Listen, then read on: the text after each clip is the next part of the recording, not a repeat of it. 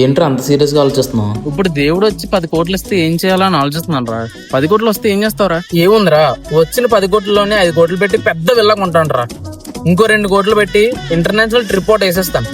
ఇంకా ఒక 2 కోట్లు ఫిక్స్డ్ డిపాజిట్ చేసి దాని నుంచి వచ్చే వడ్డీతోని నేను లైఫ్ మొత్తం సెటిల్ చేస్తా.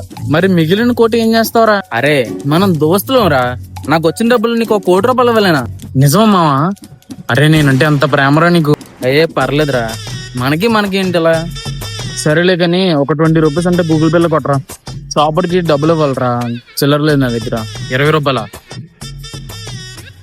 నా అకౌంట్ లో -50 ఉందిరా. అరే ఇప్పుడే కదరా 1 కోటి రూపాయలు ఇస్తానన్నా.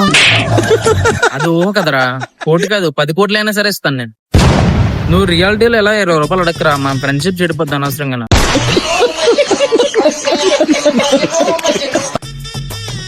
మామా 100 కోట్లకి ఐలాండ్ కొనిచ్చంటావా?